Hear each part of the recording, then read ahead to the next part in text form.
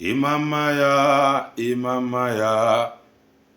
Imamaya, diebube. Imamaya, Imama Chineke m dị omimi. Eberomaya, mmesomaya, Eberomaya, diebube narum.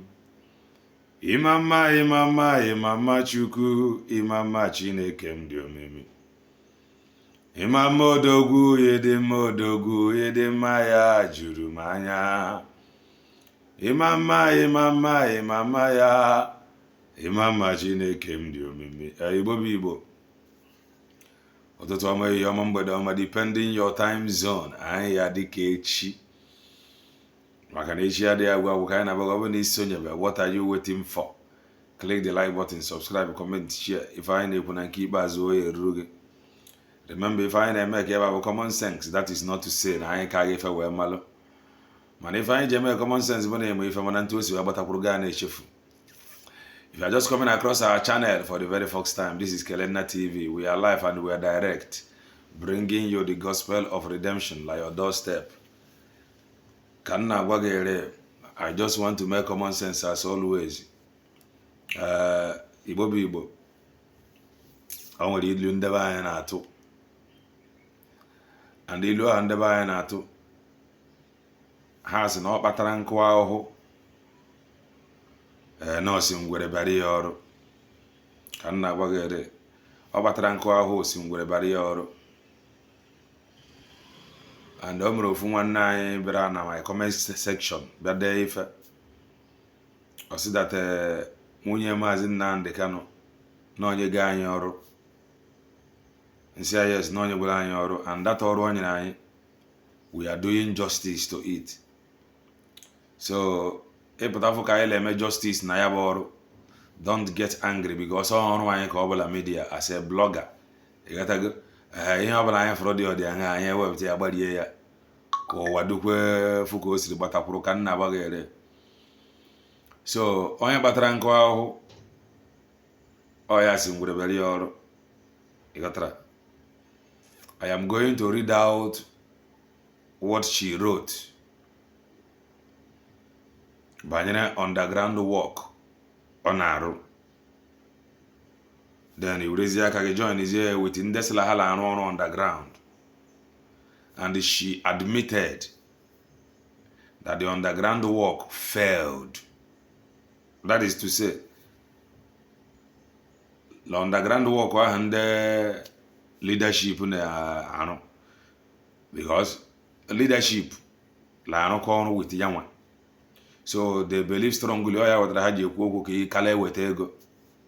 Ịghọtago? So underground yala leadership ji okwenwuzie leadership okwukwu lọfelụọla osiziri ya ọnụ pụta because la ha enupụtegweli ya bịa ya pụta ka okwu ịmana asị lọ ikuku kuo anyị afọ otule ọkụkọ. So ha akpọpụtaghị ya ikuku ekuole anyị afụgo ya bụ otule ọkụkọ.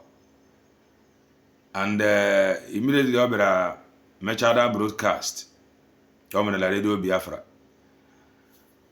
Anyị nọrọ media anyị afọ ka ya postri account ya lefegharị ya na XX. Say people should go and follow her. Ndị dị willing go and follow her. Then ndị chọziri ndị bụzi ijiji sọrọ isozi ya bụ ozu were baa lili. So ewerezi opportunity ya so bezie ndị ya amazi onye ọbụ before ewerezi opportunity ya so ya. So by so doing eruzie la comment section ya na ndebe anyị na-agwa eji mmanụ dị ya. That is it. Ọ ka ọ kwesịrị ịdị maka onye pụta afọ ya. Ịghọtago? Ọ gbara nkụ ahụ osi ngwere bịara ya ọrụ. Ndebe anyị na-agwazi ya ji mmanụ na comment section ya. And now ka ọ na-ekwuzi ihe ahụ leadership ji ekwu how the underground work failed. Okwubeghị ya now because leadership achọghị ikwu ya. So ha enupụteghị ya ka ọ werezie aka ya kpozie onwe ya ntụ because na hey kedu ihe a sị na ihu ama adị ya mma ikpo ntụ. Ha enupụteghị ya na-ekpozi ya ntụ now. So the thing bụ ha jeziela comment section ya na je defend ya Mala, for you to know who is who, you roll a comment section here now. Yeah, for that our people la wear Jim Mano. That is the honest truth. So, and you remember our people la wear Jim Mano with their real account. Man, you see if you send that on our support ya, Lolo, virtuous woman, no woman like you, Macarisia, our fake account. And I am going to read from her S account. Osege, this is Uchechi Okukano. He have her verified S account. I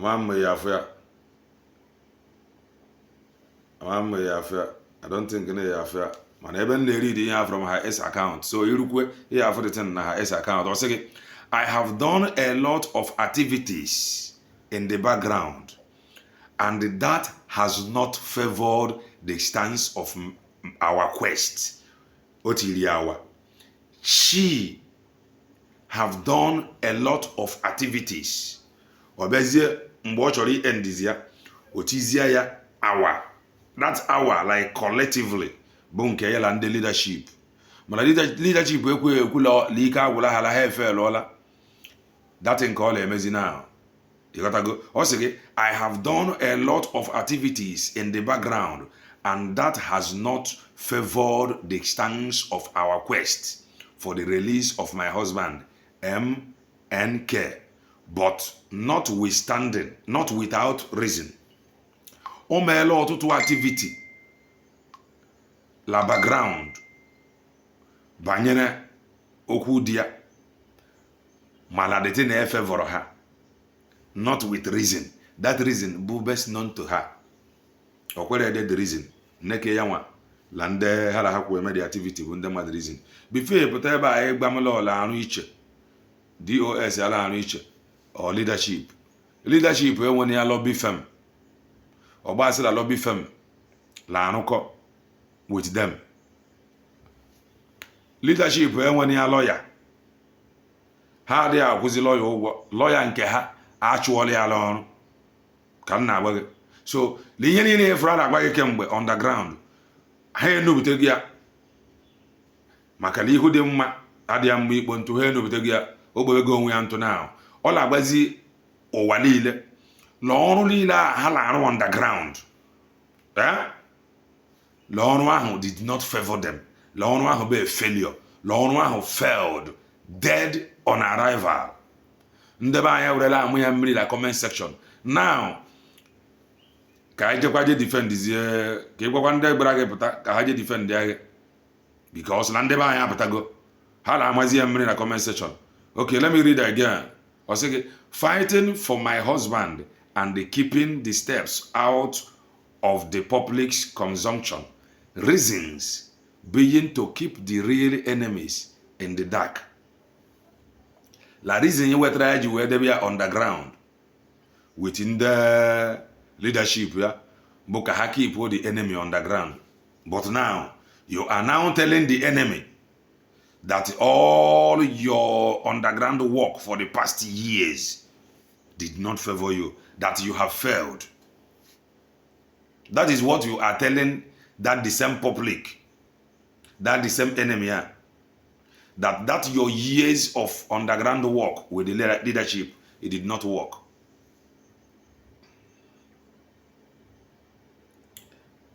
Leya anyị jikwa ekwu ya ntu abụ ka ndebe anyị were ya n'afọ maka na ọchụ nwa ọkụkọ nwa ada nwa ọkụkọ nwe nwa ọsọ. Ihe liye ezilire efuru ha na underground agwala nge lawyer nke ha na-use adịghị arụkọzi with Mazi Nnamdi Kanu. There has no information. In fact, the only information ha nwere ike idile enweta na abụ maybe la nwunye Mazi Nnamdi Kanu gara visit Mazi Nnamdi Kanu ọpụta ọgwanwo leadership ihe elekwu. Mana the funny thing bụla leadership nwane, how sure are they la adịghị deceive? That is the thing. How sure are they la adịghị deceive or deceive? Maybe I will say iru ebe a where gba ha okwu tinye to ya British accent. You would have a British accent as well. Because they are underground work for years. Now, call a basically all they are on. KZ for Mazi presently. iji were kpọpụta Mazi Nnamdi Kanu nothing. Then mala nwaanyị eji didi eji kwesịrị ịrụ dị underground work. O kwesịrị ịgbado aka na akpịrị na-eti mkpu ka ọha nụrụ olu ya. Maka asịrị onye ka ọ mba ebunye ya meeting ọlakpuole arụ underground. Then what did she do now? The only person pụtara na media na-eyi gagaga banyere di ya. Onye ahụ bụ onye agbara ya, ya pụta ka ọ gbaa onye ahụ mgba. Ya pụta ka ọ gbaa onye ahụ ka ọ na-ekwu na onye ahụ conduct referendum more than 50 million people vote ka ọ na-agbazi people ka ọ kpụta onye ahụ na media to the point bụ onye ahụ ji enwe debate with nwa 8 years. Agba ya pụta ka ọ kpụta ya ozugbo ọ na-ebute okwu ekpa nne ka okwu ekpa ka o butere ozugbo ọ na-ebute ya ha mestasị adị ndụ bidozie chi ebe ala social media na ndebe anya jego na comment section ya na-ajụzi ese so ndị a pụtazie na-aje defend ya idea because she is getting it with her comment section and ya dị ready to reply. You got to go. Mala, having said that, I am going to play you the voice of Mazi Nnamdi Kanu. The reason in the play that voice is careful. Law brother la onye ọbụla lara arụba underground mgbe eji ya before law man rapụta mana ihe o ji wepụta abụla ndị nwere ọnụ pụtara la arụ ọrụ and ịnụkwana nkele Mazi Nnamdi Kanu kelere Tompolo maka la Tompolo la arụ ọrụ la arụ demand ya la press release ya la de la media ọ bụ underground. That was the only reason why Mazi Nnamdi Kanu ji wee fear because ịgụba media I got already their press release. Let me play before I analyze. Let's go. Not minding our previous stupidity when it comes to the issue of Biafra. I'm also a Niger Delta. The government said it here. Don't put a brother and a friend. A brother and a friend. That I like very much. He's here. A brother and a friend that he like very much. The word you were like Yamazepa. The word Mazi introduced to us, that we should go and listen to him and share his broadcast, that he is bringing new dimension. He liked Tompolo as a brother and a friend that he liked very much. Let's continue listening. Because during the Avengers time, this Tompolo, I'm reading his words today, went to a meeting and gave them the order that the release of Nnamdi Kanu from detention is the #1 demand of Niger Delta Avengers. He went to a meeting, and in that meeting, the release of Mazi Nnamdi Kanu was #1 priority. His release was #1. Came to Mazi Nnamdi Kanu with one idea, on Olimenga with one idea. Newspaper. Let's continue listening. #1. Forget them. That is why I fight for all of us to be free. I fight and I struggle. Anytime I remember what Niger Delta Avengers did, what our brothers did on the high seas, for me, I say we must go. Let us get Biafra first. Anytime he remember what they did in the high sea, today, who is doing something in the high sea for his release? His wife went underground with the dealership. The only man doing something both in the high sea, both on the air and on ground. Ya 8 years debate. And she is now telling you that all these past years underground work, it produces no result. Here is Mazi Nnamdi Kanu praising Niger Delta Avengers, Loro Haro, in the high sea. La meeting Hajre, la their first demand about his release. Who is demanding for his release now? Nobody. The leadership went underground with Wunya. Huh? Wunya la kuzina lang underground wala on. Then you will ask, just let's continue. Let's go. Everybody can go their way if you want. Let me take it back small. Let me take it back. I fight and I struggle. Anytime I remember what Niger Delta Avengers did, what our brothers did on the high seas, for me, I say we was, let us get Biafra first, then everybody can go their way if you want. I'm telling you the truth. But we must all be free. The number one demand of Niger Delta Avengers when the ship was hijacked, everything that they were doing was the news of Nnamdi Kanu. I will never forget. Everything that they was doing, but to release Mazi Nnamdi Kanu when a ship was hijacked. Able to release him. Then the news, the media, he was inside. Nobody told him, but he read it from the media. Or if anybody have told him or must have told him, it is not Niger Delta Avengers. The person must have read it from the pages of newspaper. Then what happened now? His wife and the leadership went underground work. And the only man fighting both on sea, on air, and on ground, 80 years here, debate. Let's continue.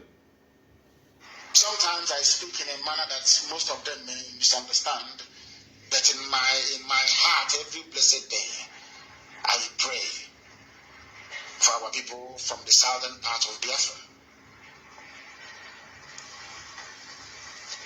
Let me tell you remind you once again about it. If you are from these states, you are a Niger Delta.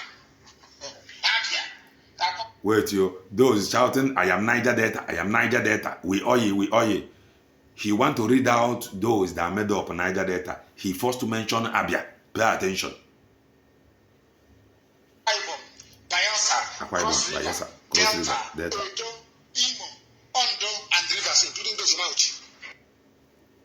Okay, now, he thanked Niger Delta Avengers while he was inside. Everything that they were doing when a ship was hijacked, like the high sea, the Niger Delta Avengers in able to release or free Mazi Nnamdi Kanu. They are not IPOB member. Before Patala Kotu, Makandele issue statement. Oh, he's not our member. Oh, stop linking him to us. Oga Niger Delta Avengers le demand la meeting ha, and the guy as far as hijacking a ship, according to him, la high sea. Why alone Apatamba as la harbor IPOB member? The only voice, Malema the funny thing, these same gangsters land walk underground. What did they do? Immediately the release of Mazi Nnamdi Kanu, then these same people caused commotion between Mazi Nnamdi Kanu and these Niger Delta Avengers, to the point people like Mazi Nnamdi Kanu and the Tampolo Adipulamma, they made sure like that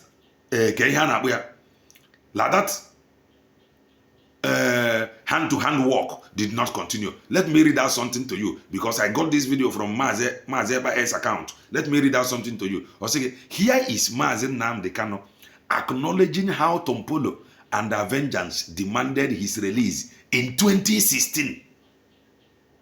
Immediately he was released in 2016, the IPOB criminals made sure that Mazi Nnamdi Kanu and the Tompolo had problem. They did to Tompolo what they did to me.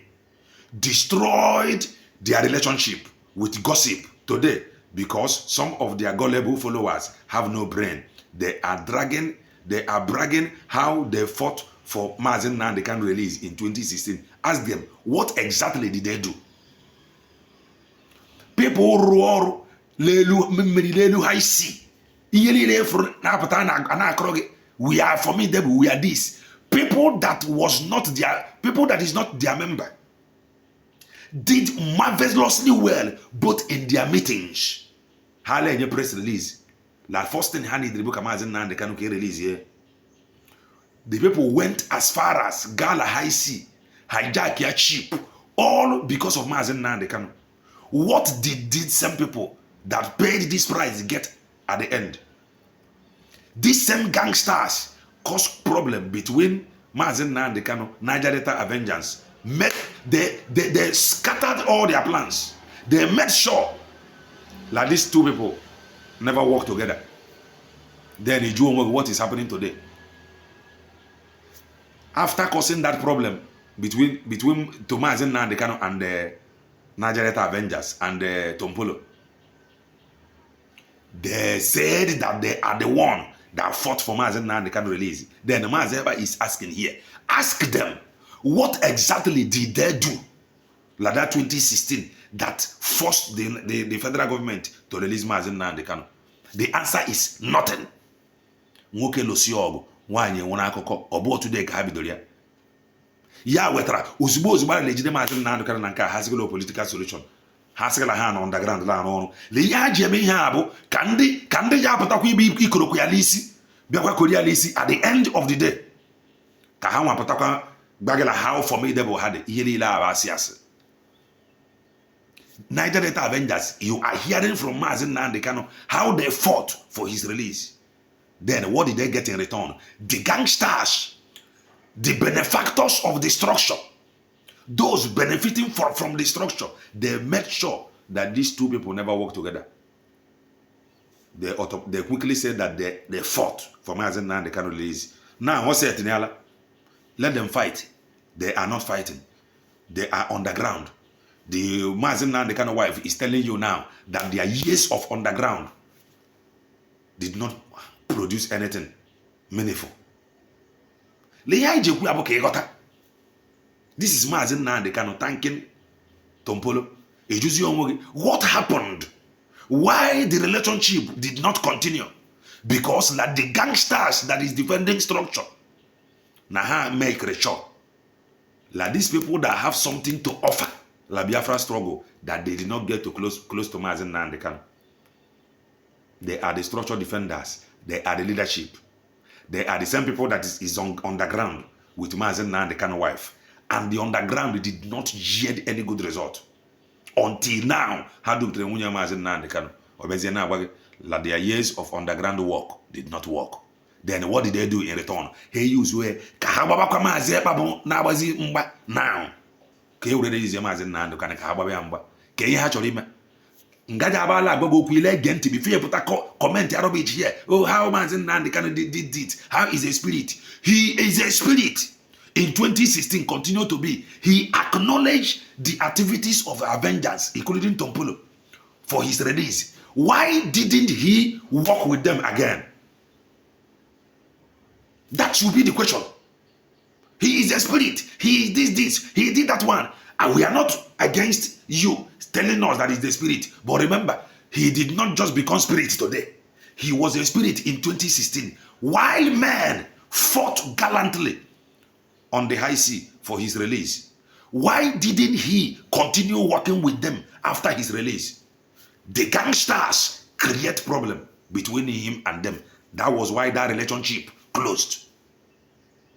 So the way Hajiaga Banyere Mazi Eba, we know what we are talking about because I ain't on the media now from right from 2016 age. Nobody recognized the activities of Niger Delta Avengers. All their media warriors have never mentioned it anywhere. The only thing they will tell you how formidable they are, how they fought. What exactly did you do? Then they did nothing. Yeah, what la lady is Mazi Nnamdi Kanu up to today.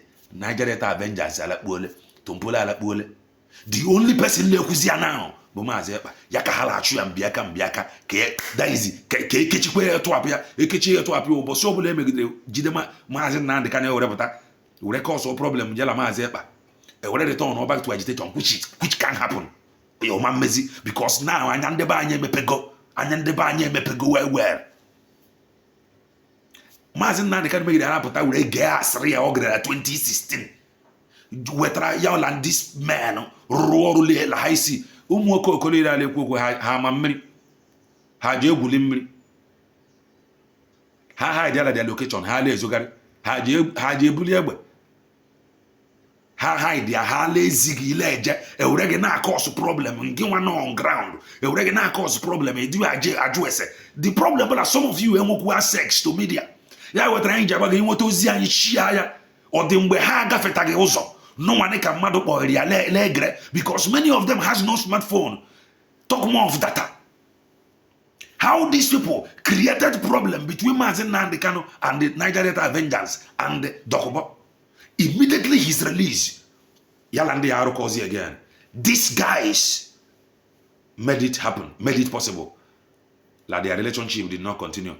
Today, they are now doing the same thing to Mazi, Simon Ekpa, which is the only person, the only very difficult, which is the only person fighting from exile. But Niger Avengers had another home, sees a sheep. When the sheep was hijacked, you had it from Mazi Nnamdi. What Niger Delta Avengers did. What did the underground people doing? What are they doing? Nothing. Agogwadra nge he nwe lobby firm. Lawyer nke ha use actually alone. What are they doing? The only thing ha able to fight the man fighting for the release of Mazi Nnamdi Kanu. That is the only thing. And the wife apụta lekwu ya nke nwa bụ nwaanyị ya apụta ebe comment nonsense. If Mazi Nnamdi Kanu, being a spiritual man, could have problem to this man that he praised in 2016, how sure are you that the same thing I'm now? Or it's not going to be funny. On the book from car, and the buying it is there. Nwoke lụsị ọgụ nwaanyị nwere akụkọ ahụ ụlọ eme adị akọzi akọ. Ọka mmala for ya now. How he praised the Niger Delta Avengers. I'm going to play it again and let it finish before Salam Moss. How he praised them and what did they get in return? The structured defenders. Na agbagolo ha wabun they release them ba. Then how did they release him then? They can't explain. Now they are underground with Wunya. They can't even tell you that their underground activities did not work. But after pushing the wife, they introduced the S account of the wife. The wife is now telling you how the underground work did not work. And in the banye je go di abubi akakra. Maka ye pota afoge. Onye batara nkwa ho simbule bari onu. So haje kwa ala her page ka haje defend there. Hear from Mazi Nnamdi Kanu. Not here say. Not minding our previous stupidity when it comes to the issue of Biafra. I'm also a Niger Delta. Pay attention. The government said it here. Don't put a brother and a friend that I like very much. He's here. Because during the Avengers time, this Tompolo, I'm reading his words today, went to a meeting and gave them the order that the release of Nnamdi Kanu from detention is the #1 demand of Niger Delta Avengers. #1. How can I forget them? That is why I fight for all of us to be free. I fight and I struggle. Anytime I remember what Niger Delta Avengers did, what our brothers did on the high seas, for me, I say we must go. Let us get Biafra first, then everybody can go their way if you want. I'm telling you the truth. But we must all be free. The #1 demand of Niger Delta Avengers, when the ship was hijacked, everything that they were doing was the release of Nnamdi Kanu. I will never forget. Sometimes I speak in a manner that most of them may misunderstand. But in my heart, every blessed day, I pray for our people from the southern part of Biafra. Let me remind you once again about it. If you are from these states, you are a Niger Delta. Abia, Akwa Ibom, Bayelsa, Cross River, Delta, Edo, Imo, Ondo, and Rivers, including those in Auchi. Yeah, I think you just had it. One may now ask, what changed after his release? After praising Niger Delta Avengers here, what changed? The same thing that changed it then, they are bringing out their ugly head again. He praised them, what they did, while men were busy working. Ndiori, no they defend the structure. He defending the structure, he create a problem between Mazi Nnamdi Kanu and these people so that they can't work together because now ego had short. The same thing being here if we play out now. After praising them, men were busy in the high sea. La high sea, men or no. hijack ya cheap ndị nke a nọrọ n'elu ala na monthly dues, while man was busy fighting in the high sea. Ndị nke a nọrọ n'elu ala na monthly dues. Ozigbo ọla apụta ha akọ na ya ka ọ juo ya isi. Don't come here and tell me no spirit Chileke akpọ ọkụ. Because in 2016 ọkwa spirit, but they succeeded in creating problem between him and Niger Avengers and Tompolo. The same thing happened with Dokubo. Every action must have reaction. Mana reaction nke Dokubo all are these yes. Mana Mazi Nnamdi Kanu was working with him to the point table of the media alone nyekuriego what are some boys to train. Some of the onyangele adela ki ije nyego what are some boys to train. Ha no you know or trust to nyego what are some boys to train. What happened? The same gangsters went there create problem between him and Dokubo up to date. Eh? Ila agba anyị na the same thing na possible maka Lord Webru spirit. Unless more spirit now.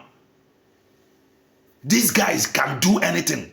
Structure defenders, they are good for nothing. So if you have something to offer, for the fact that coordinator somewhere, you can't pass them.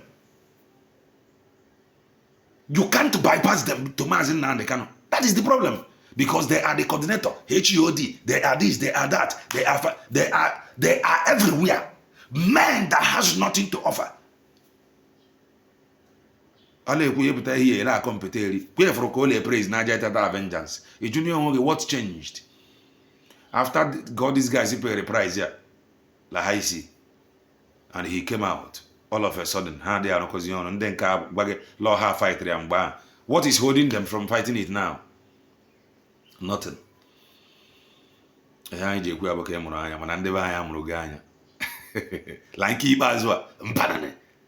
they are possible. Or they are possible. Or this year into Maka nozi any like keep as well. Or the man is into a mwere wa ka by force. Ono chema agitation ono where ya jemeri on one. Male ha intro bu mwere onwa. And the face ya na ya bu liberation face. Oboria ka Chineke mezi okwu a nye ga understanding na heze chite oke abịama ise